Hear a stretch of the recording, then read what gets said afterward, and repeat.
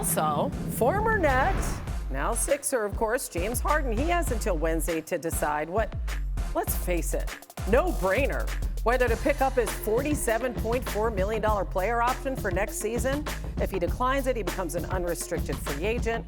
Harden averaged 18.6 points per game in the playoffs with Philly, the fewest since his final season in OKC. And just for perspective, in that final season in OKC, he was coming off the bench.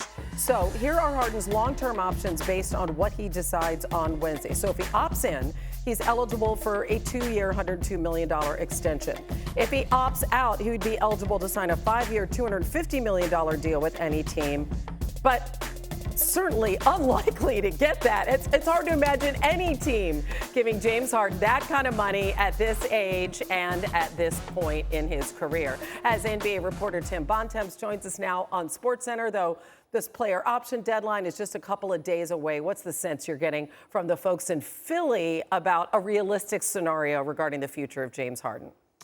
Well, Hannah, unlike the situation up the New Jersey Turnpike, where obviously things are chaotic with James Harden's old team, the Brooklyn Nets, there's a sense of optimism on both sides here that they're going to come to some sort of agreement to have James Harden with the Sixers moving forward. Now, is that him opting into his deal and tacking on some years in an extension? Is that him opting out and then coming to an agreement that maybe lowers his salary a little bit for this season, that gives the Sixers a little more flexibility going forward? I think that is the question in terms of what this is going to look like. But what doesn't seem to be in question is that Harden is going to be in Philadelphia moving forward. And remember, when he got traded there, Hannah, this is a reunion with him and Daryl Morey, who was the general manager that brought him to Houston, who was with him there for a long time. A reunion with Tad Brown, who's the president on the business side in Philadelphia. He was in Houston for a long time. And this is a situation that everybody involved when this trade was made agreed that was one that should be a long-term fit. So certainly, obviously, in the NBA, you can never say never, but it does seem like all sides are trending in an optimistic and positive direction of a continued partnership with James Harden and the Philadelphia 76ers moving forward. Okay, so let me go back to something you said just a moment ago. If Harden opts in, and again, that's over $47 million for next season alone,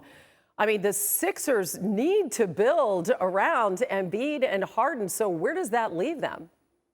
Well, it leaves them, Hannah, with moves that they made starting with last Thursday at the NBA draft when they traded the 23rd pick and Danny Green to the Memphis Grizzlies for DeAnthony Melton. And I think you're going to see more moves like this going forward from the Sixers. Melton is a really athletic guard who can defend and rebound. And those are three things, athleticism, defense, and rebounding, that Philadelphia did not have very much of last season. And I think you're going to see the Sixers and Daryl Morey this summer go out and try to find pieces that fit better around Harden, Tyrese Maxey, and Joel Embiid. They're cornerstone pieces moving forward. Tobias Harris played maybe his best couple months of basketball towards the end of last season. I think they look at him as a guy that can fit in next to these guys moving forward. But I think you're going to see more pieces like DeAnthony Melton, guys that can fill in the gaps, do these little things around those guys. Because as we saw in the playoffs, the group Philadelphia had last season wasn't good enough to get deeper.